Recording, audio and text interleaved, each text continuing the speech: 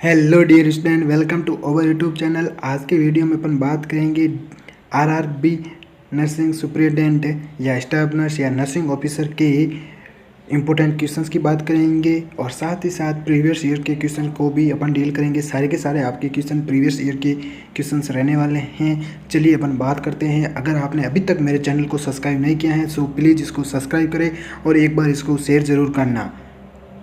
चलिए बात करते हैं अपन। फर्स्ट क्वेश्चन है अपना, ये आरआरबी में पूछा गया था आपके प्रीवियस ईयर में 2019 में जो भी शिफ्ट में एग्ज़ाम हुआ था। हम हर एक शिफ्ट के क्वेश्चंस को डील करेंगे, हर दिन एक वीडियो अपलोड करेंगे आपकी आरआरबी नर्सिंग सुपरिटेंडेंट के रिलेटेड एग्ज़ाम से। फर्स्ट क्वेश्चन है, विच one of the following is not a type of back massage. Which one of the following is not a type of back massage. इसमें से एक ऐसी कौन सी प्रकार है जो बैक मसाज का टाइप नहीं है। एक को छोड़ के एक्सेप्ट पूछा है तो नॉट है। देखो एफएलआरएज आपके बैक मसाज का होता है, टैपिंग भी आपके बैक मसाज होता है, पेट्रीसेज भी आपके बैक मसाज होता है। तो राइट आंसर आपका बी होगा। Soaking is not a type of back massage. Important है, वापस पूछा जा सकता है। देखो प्रीवियस ईयर के एक बार आपने सारे के सारे क्वेश्चन डील कर लिए तो आपका 90% सिलेक्शन होने के चांसेस हैं, क्योंकि एग्ज़ाम में कौन से क्वेश्चन आते हैं, वही क्वेश्चन आते हैं जो प्रीवियस ईयर में पूछे गए हैं, वही आते हैं। चलिए बात करते हैं आगे अपना।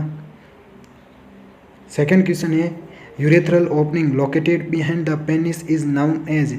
देखो यूरेथ्रल जो यूरेथ्रा की ओपनिंग होती हैं वो कहाँ पे हो रही हैं, पेनिस के पीछे, behind the penis is known as. वो क्या कहलाएगा, क्या फिमोसिस कहलाएगा? नहीं, ये तो नहीं हो सकता। एपिस्पेडियासिस कहलाएगा या हाइपोपेडियासिस या हाइड्रोसिल कहलाएगा, ये भी नहीं होगा आपका। फर्स्ट ऑप्शन को भी निकाल दो, आपके बच्चे हैं एपिस्पेडियासिस और हाइपोपेडियासिस। तो आपके बिहाइंड द होता है वो होता है आपके हाइपोपेडियासिस से, और जो ट्रांसवर्स अपन बोल सकते हैं वर्टिकल आपके वो एपिस्पेडियासिस होता है। चलिए आगे बात करते हैं। ये आपके डीएसएसपी में भी पूछा गया क्वेश्चन है। अभी 5 सितंबर को एग्ज़ाम हुआ था, उसकी थर्ड शिफ्ट में ये क्वेश्चन पूछा गया है। देख लो, यही है क्वेश्चन, वापस रिवाइज हो रहे हैं। Vulsellum forceps is used for gripping the. देखो वल्सेलम फोर्सेप भी आपके एग्जाम डीएसएसपी में पूछी गई हैं, आरआरबी में भी पूछी गई हैं। देखो सारे के सारे क्वेश्चंस प्रीवियस ईयर से ही पुटअप होते हैं। तो vulsellum forceps is used for gripping the, क्या पेरिनियम को ग्रिप करने के लिए काम में आती हैं, या ग्रिपिंग मतलब आप बोल सकते हो को डायलेट या थोड़ा सा उसको एस्केप आउट करने के लिए पेरिनियम को या फिटल हेड को या सर्विक्स को या लेबियम को। सभी को पता है सर्विक्स को ग्रिपिंग या डायलेट करने के लिए वल्सेलम फोर्सेप यूज़ की जाती हैं। Option C is the right answer. आगे बात करते हैं अपन। Universal safety precaution are a set of guidelines to protect the. Universal safety precautions होते हैं ये गाइडलाइंस टू प्रोटेक्ट द। ये किसको प्रोटेक्ट करते हैं? हेल्थ केयर वर्कर्स को, पेशेंट रिलेटिव्स को या जनरल पब्लिक। जो यूनिवर्सल प्रिकॉशन होता है सभी को पता है, यूनिवर्सल प्रिकॉशन होता है वो किसके लिए होते हैं, कौन किसको प्रिवेंट या प्रिकॉज करने के लिए गाइडलाइंस दी जाती हैं। सेफ्टी प्रिकॉशंस होते हैं वो किसको प्रोटेक्ट करते हैं, अपने हेल्थ केयर वर्कर्स को प्रोटेक्ट करने के लिए बनाई गई हैं। Option A is the right answer. Option A is the right answer. Universal safety precautions are a set of guidelines to protect the health care workers.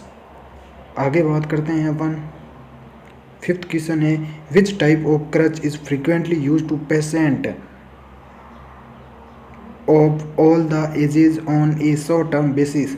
Which type of creche, कौन से type का crutch is frequently बार बार use by patient of all the ages, सभी प्रकार के age में use किया जाता है on a short term basis के लिए। सभी को पता है आपका एक्सिलरी क्रच सभी में यूज़ किया जाता है। ऑल प्रकार के एज में या ऑल प्रकार की अपन बोल सकते हैं कि किसी भी प्रकार की कोई भी बच्चों में डिफेक्ट्स हो रखे हैं, बच्चों हो गए को सभी एज ग्रुप हो आपका, उसमें एक्सिलरी क्रच वॉकिंग आपका फ्रिक्वेंटली यूज किया जाता है। अगला नेक्स्ट क्वेश्चन है आपका 6। A condition of the inner ear characterized by episodic vertigo, tinnitus and sensory neural hearing loss is referred to as. ये कंडीशन हो रही है इनर ईयर की, सभी को पता है इनर ईयर में कंडीशन हो रही है किस, वो क्या शो कर रहा है, कैरेक्टराइज्ड बाय एपिसोडिक वर्टिगो हो रहा है, टिनाइटस एंड सेंसोरी न्यूरल क्या हो रहा है, hearing loss is referred to as. वो कौन सी कंडीशन अगर होगी, क्या ओटाइटिस मीडिया होगी? नहीं, ये तो नहीं होगी। नाइस्टेगमस होगा क्या? ये भी तो नहीं होगा ना। माइनर्स डिजीज या ऑटोस्क्लेरोसिस, ऑटोस्क्लेरोसिस में भी नहीं होता है। इसमें क्या होता है, इसमें वो ICP बढ़ जाता है ना।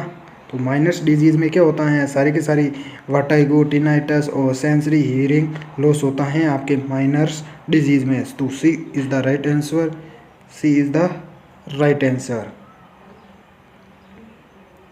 Growth hormone will be secreted by which of the following endocrine glands. Growth hormone होते हैं will be secreted by which of the following, कौन सी एंडोक्राइन ग्लैंड से ग्रोथ हार्मोन सिक्रेटेड होते हैं? क्या एड्रिनल से, क्या पिट्यूटरी से, क्या ओवेरी से, क्या टेस्टिस से? सभी को पता है पिट्यूटरी से ग्रोथ हार्मोन सिक्रेटेड होते हैं, जो कि एंटीरियर और पोस्टीरियर पिट्यूटरी होते हैं, उसमें भी अलग अलग होते हैं ना। एंटीरियर में आपको बोल सकते हैं कि सारे के सारे ग्रोथ हार्मोन्स हो गए, और पोस्टीरियर में कौन से होंगे, ऑक्सीटोसिन हो गया आपका और एडिनोसिन हो गया। चलिए आगे बात करते हैं। नेक्स्ट क्वेश्चन है 8, breakdown of glycogen to glucose is known as. देखो ब्रेकडाउन हो रहा है ग्लाइकोजन का किस में हो रहा है, glucose.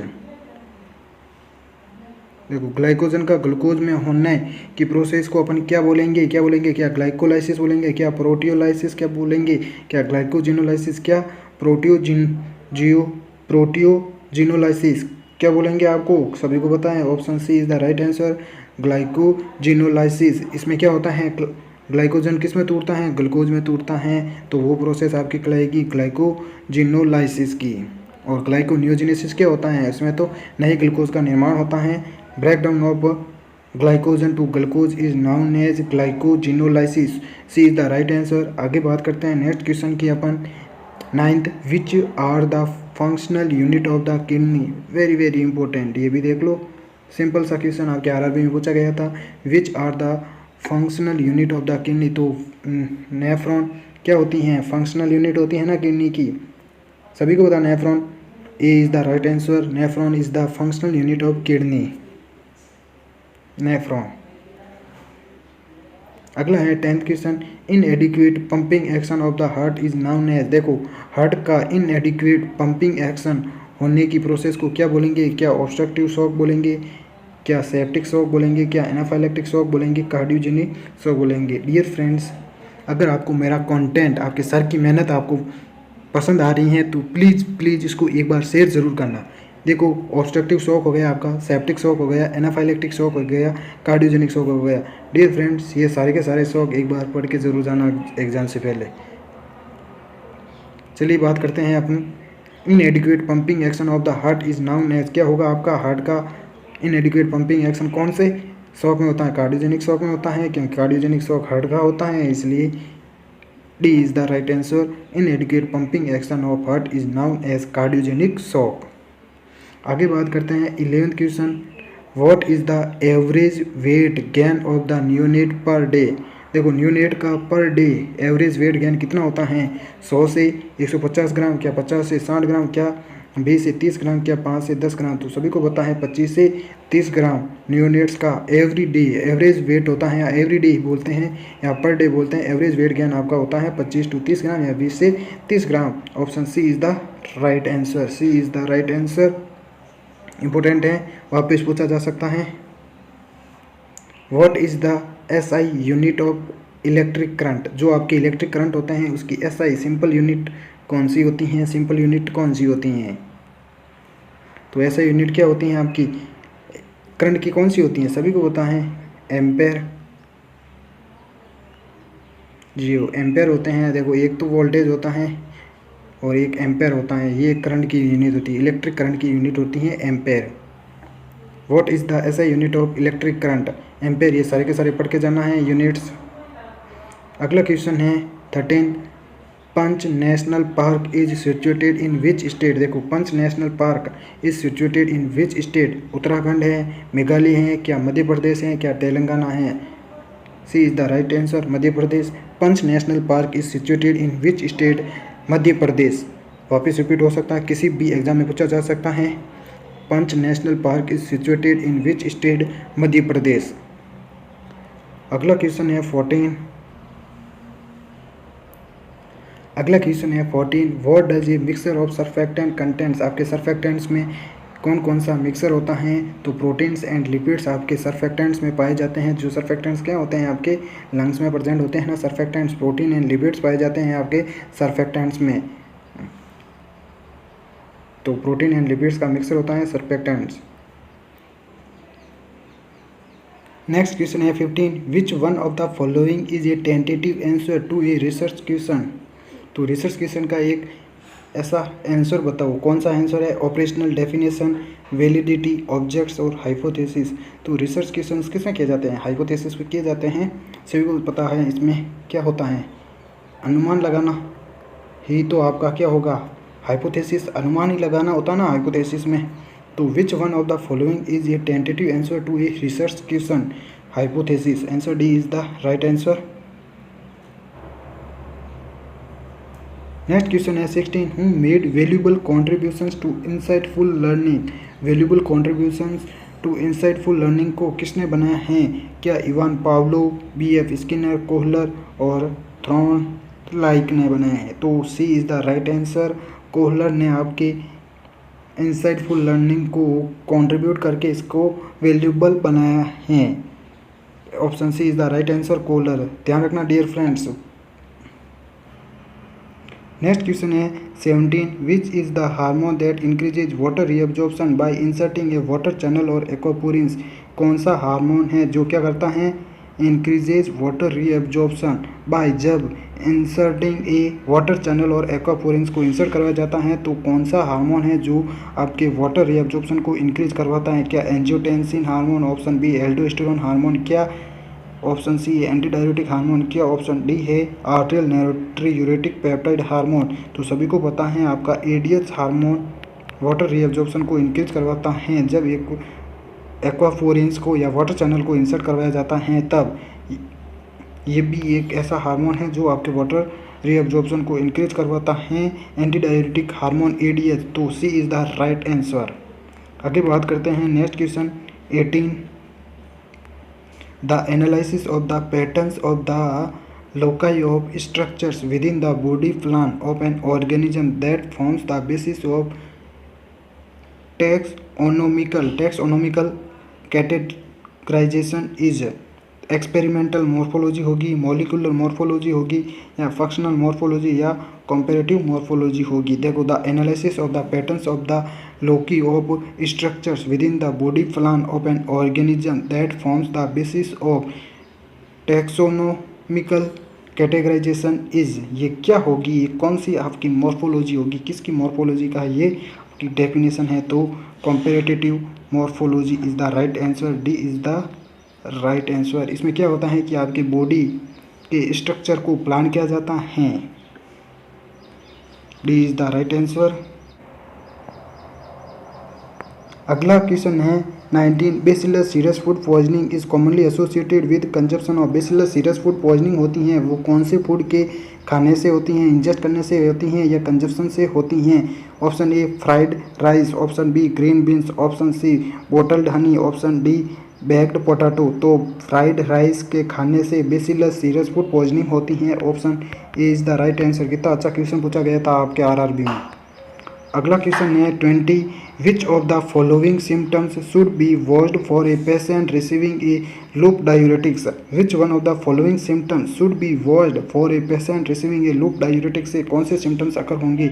Increase blood pressure, weak irregular pulse, restless and agitation या पैरास्थेसिया। तो सभी को पता है आपकी पल्स कैसी होगी, वीक पल्स जो कि इरेगुलर होगी। Option B is the right answer. वो किसके कारण होती हैं, जब लूप डायरेटिक्स एक पेशेंट को देते हैं तो आपके वीक इरेगुलर पल्स के सिम्टम्स देखने को मिलते हैं। Option B is the right answer. Next question है 21, how many union territories have representation in Rajya Sabha. Rajya Sabha में कितनी मिनिस्ट्रीज होती हैं, यूनियन टेरिटरीज होती हैं, सभी को बताएं। 2 टेरिटरीज होती हैं। इम्पोर्टेंट है, वापस रिपीट हो सकता है, ध्यान रखना। नेक्स्ट क्वेश्चन है 22, विच one of the following is A second line drug of tuberculosis. कौन सी ड्रग जो आपकी सेकेंड लाइन ट्यूबरकुलोसिस ड्रग है? रिफाम्पिसिन, इथाम्ब्यूटोल, एम्बिकासिन और आइसोनियाज़िड। ये तो सारी की रिफाम्पिसिन, इथाम्ब्यूटोल या आइसोनियाज़िड क्या हैं? फर्स्ट लाइन होगी, तो सेकेंड लाइन कौन सी होगी? Amikacin is the second line drug of tuberculosis. तो option C is the right answer. Dear friends, please इसको एक बार शेयर जरूर करना। नेक्स्ट क्वेश्चन है 23, the ratio of number of girls to boys in a school of 3240 students is 35:37। How many more girls should be admitted to make the ratio 1:1। देखो ये question पूछा गया है आपके नॉन नर्सिंग से, मैथ का question है, जो अपन इसको भी सॉल्व करेंगे। कैसे करते हैं आपके रेशियो वाले क्वेश्चन, अभी अपन बात करते हैं। देखो इसमें टोटल स्टूडेंट्स आपके कितने हैं? टोटल स्टूडेंट्स हो गए हैं 3240। 3240 का आपका रेशियो कितना है बॉयज़ और गर्ल्स का? इसका रेशियो है आपके 35:37। तो इसमें सिंपल सा इक्वेशन दे रखा है कि टोटल स्टूडेंट्स इसमें कितने दे रखे हैं आपको? 3240। तो टोटल स्टूडेंट्स आपके कितने हैं? 3240। ये क्वेश्चन में दे रखा है। गर्ल्स एंड बॉयज़ का रेशियो क्या है? एक बार अपन ठीक से लिखते हैं। टोटल स्टूडेंट कितने हैं आपके पास में? 3240। 3240 हो गए। गर्ल्स से अपन लिखते हैं जी एंड बॉयज़ से अपन लिखते हैं बी। गर्ल्स एंड बॉयज़ का रेशियो कितना है अपन के पास में? 32:37। ये क्वेश्चन में दे रखा है। तो बॉयज़ एंड गर्ल्स का रेशियो मिला के कितना होगा? देखो सभी को बताया, रेशियो को अपन सिंपल सा a+b मान सकते हो आप। 35+37 इनका रेशियो क्या दे रखा है? 3240। देखो सिंपल सा दे रखा है ना, यही तो है रेशियो। 32:37 इसका क्या दे रखा है? पूरा का पूरा 3240 ये दे रखा है ना। ये अपन मान लेते हैं, गर्ल्स को भी x मान लेते हैं और बॉयज़ को भी x मान लेते हैं, क्योंकि इसमें दोनों का रेशियो एक साथ दे रखा है 3240।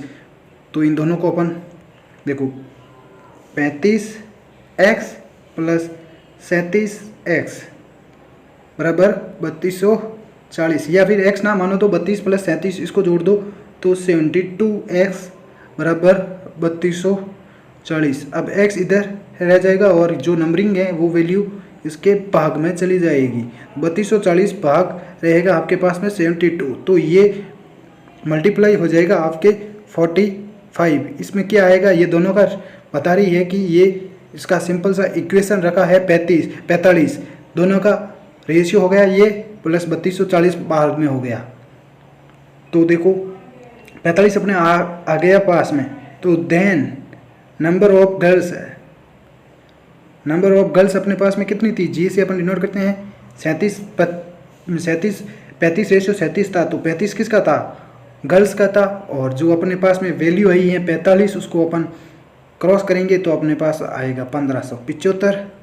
आ गया, सिंपल सा है। ये 1575 अपन को किस में से निकालना पड़ेगा? 3240 में से 1575 अपन निकाल देंगे, माइनस कर देंगे, क्योंकि यही तो दे रखा था कि गर्ल्स और बॉयज़ को अलग अलग करने हैं और उसमें कितनी गर्ल्स अपन जोड़ेंगे कि उसका रेशियो 1 हो जाए या 1:1 हो जाए। तो ये इसका रहेगा आपके पास में 1665 रह गया। तब आप देखो 1665 में से ये आपके पास में कौन सी रेशियो आ गई? दोनों का रेशियो ये आ गया है। अब ये रेशियो आपको इनमें से आपने जो गर्ल्स का रेशियो निकाला है उसमें से ये माइनस कर देना। 1665 से 1675, 1575। देखो 1665 में से 1665 से 1575 आए थे ना अपने पास में, 1575 निकालेंगे तो अपन के पास में क्या आएगा? 90। तो 90 स्टूडेंट्स गर्ल्स को अपन उसमें ऐड करेंगे तो आपका रेशियो कितना हो जाएगा, 1:1 हो जाएगा। देखो कैसा करना है, सबसे पहले अपन को दे रखी थी ए प्लस बी का रेशियो अपने पास में 3240 था। तो ए और बी कौन सी थी, गर्ल्स और बॉयज़ थी। तो गर्ल्स कितनी थी, 35 और बॉयज़ कितने थे, 37। इसका रेशियो तो ये दे रखा था 3240। तो इसको सिंपल सा सॉल्व करेंगे, ये कितना हो गया, तो ए प्लस बी तो आपको दे रखा था 3240। ये तो क्या, ये मतलब अपन मान सकते, तो गर्ल्स कितनी दे रखी थी, 35 और बॉयज़ कितनी रखी थी, 37। ये आपके पास में 3240। अब इन दोनों को जोड़ेंगे तो 72 हो जाएगा। ये बराबर में है 3240, तो ये देखो बराबर में है तो ये जाएगा, चला जाएगा भाग, इसका भाग देंगे तो अपने पास में आएगा 45। जो 45 आया है उसको ये इस 35 से अपन गुणा कर देंगे। जो वैल्यू आएगी अपने पास में 1575, उस वैल्यू को अपन डायरेक्ट इस टोटल वैल्यूज़ में से माइनस कर देंगे। जो इसकी वैल्यू आएगी ना, इसकी वैल्यू जो अपने पास में आई थी, अपन ने 35 और 45 को गुणा किया था तो अपने पास में आएगी 1575 आई थी। तो ये वैल्यू इसमें से अपन को 3240 में से माइनस करना है 1575, तो अपने पास में आएगा 1665। अब 1665 और 1575 के बीच में कितना रेशियो है, 90 का। यही आपका आंसर था। चलिए देखते हैं अपन, आंसर को भी मैंने इसमें लिखा है। तो आपका 90 किस में है, ऑप्शन ए। देखो कैसे, ये देखो टोटल स्टूडेंट है आपके पास में 3240। The ratio of girls and boys of the school कितना है, 35 रेशियो 37। यही तो आपने देखा था। कॉन्सेप्ट क्या है, A and B are in the ratio, A ratio B. Calculation कैसे करेंगे, बराबर कैलकुलेशन कैसे होगा, let's the assume the girls and boys in the school be 35x and 37x respectively and number of girls admitted be x, then sum of the boys and girls कितनी है, 3200। देखो दोनों को टोटल दे रखा है तो एवरेज तो यही है 3240। तो सम का मतलब क्या होता है, दोनों को जोड़ना। तो दोनों को जोड़ दिया अपने, 35 प्लस 37 3240। यही तो अपने बात की थी। तो अपने पास में ये वैल्यू आ गई 45। The number of girls and the number of girls, अब गर्ल्स की नंबर कितनी होती हैं, 35 है, 35x थी तो इसकी x की अपने वैल्यू निकाल दी थी 45। ये देखो 45, तो 35 × 45 गुणा करेंगे, अपने पास में कितना हो जाएगा 1575। द नंबर ऑफ बॉयज़, अब बॉयज़ की नंबरिंग कितनी होगी, देखो पहले तो अपने गर्ल्स की निकाल ली। गर्ल्स की तो अपने पास में डायरेक्ट दे रखी थी, ये दे रखी थी 35 अनुपात, ये तो दे रखा ना 35x दे रखा था, 35 × अपने 45 किया तो अपने पास में गर्ल्स की वैल्यू आ गई था। अब बॉयज़ की कैसे होगी, जो टोटल अपने पास में 32 और 3240 थे, ये दोनों की बॉयज़ और गर्ल्स की, बॉयज़ की निकाल ली अपन, गर्ल्स की निकाल ली तो बॉयज़ की भी तो अपन निकालेंगे। 3240 में से 1575, ये हो गए आपके बॉयज़ हो गए 1665। अब इसमें से 16 बॉयज़ और गर्ल्स का रेशियो इसमें से निकालना है तो 1575 प्लस x बराबर 1665 होगा। x बराबर अपन 1 रख सकते हो, आप कुछ भी रख सकते हो, या फिर अपन x के बाद में कुछ भी वैल्यू नहीं रखेंगे, या x के बाद में यहाँ पे मान लो सपोज दैट ये 1575 है बराबर आपको 1665 है, 1665 दे रखा है। तो ये वैल्यू इसके अंदर डिनोट में मतलब माइनस में चली जाएगी। तो 1600 जो वैल्यू आई है, देखो बॉयज़ और गर्ल्स का ही तो रेशियो पूछा गया था, बॉयज़ की वैल्यू आ गई 1665 और गर्ल्स की कितनी थी 1575। तो इसमें से गर्ल्स घटा लेंगे बॉयज़ में से तो आपके पास में 90 आ जाएगा। The number of girls are added 90 girls, इसमें और ऐड करेंगे, the required result will be 90। अगली बात करते हैं, अगला क्वेश्चन है 24।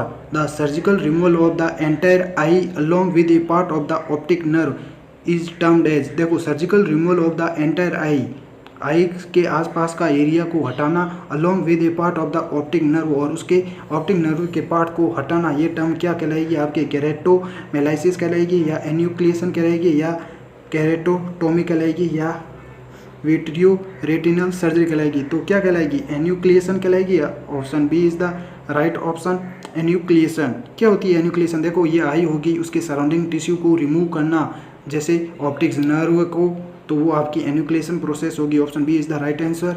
अगली बात करते हैं 25। What is the other term for recovery from an illness.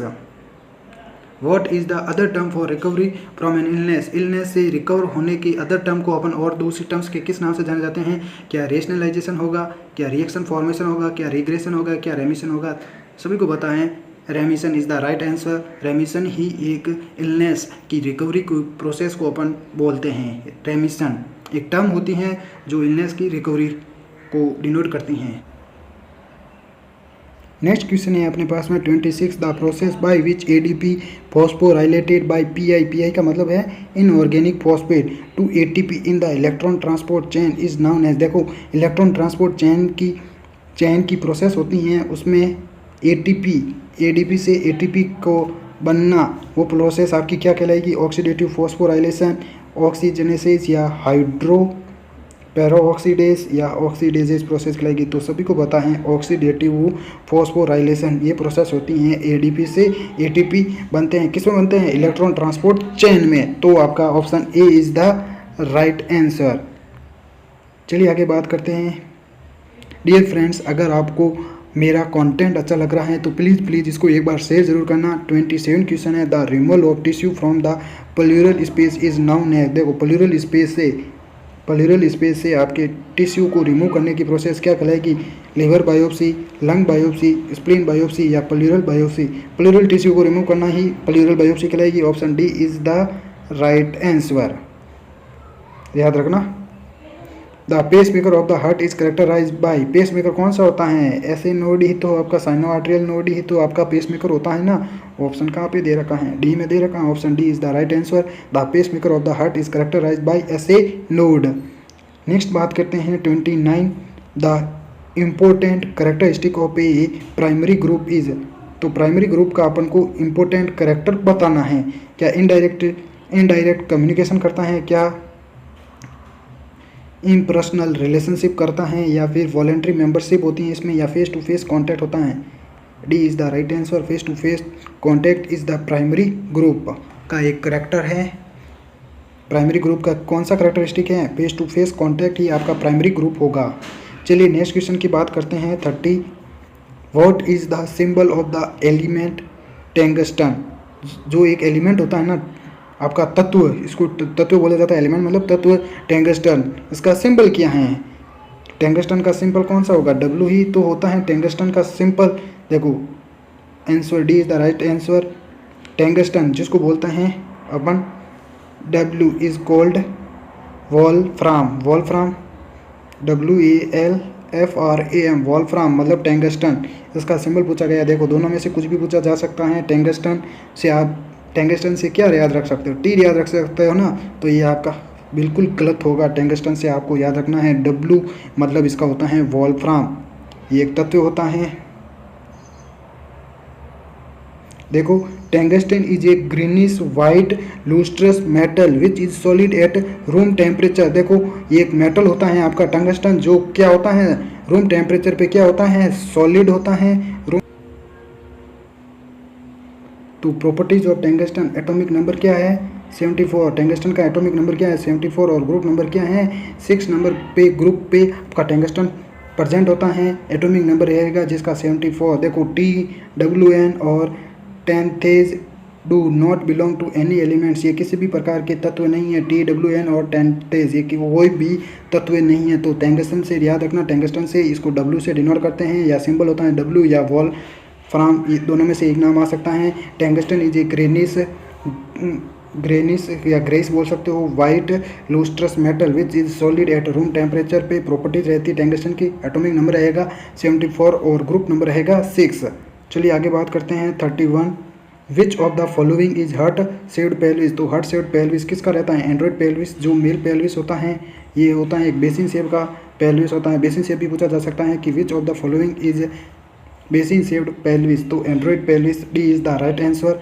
आगे बात करते हैं अगली 32, the money that is spent to buy assets such as land, building, machines and other equipment is called.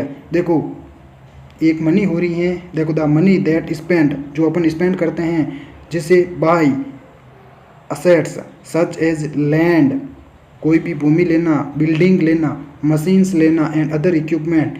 देखो अपने पास में मनी है, अपन स्पेंड कर रहे हैं, जैसे अपन भूमि ले सकते हो, बिल्डिंग ले सकते हो और मशीन ले सकते हो और अदर कोई भी इक्विपमेंट ले सकते हो। तो इस प्रोसेस को अपन क्या बोलेंगे, अपन अपनी जो मनी होती है उसको अपन क्या करेंगे, इन्वेस्टमेंट ही तो करेंगे।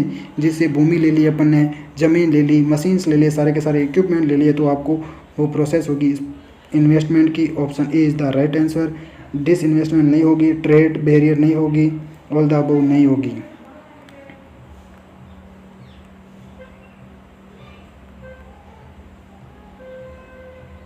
Thank you friends. अगर आपको मेरा वीडियो अच्छा लगता है तो ज़्यादा से ज़्यादा शेयर एंड सब्सक्राइब करना। Thank you to all of you.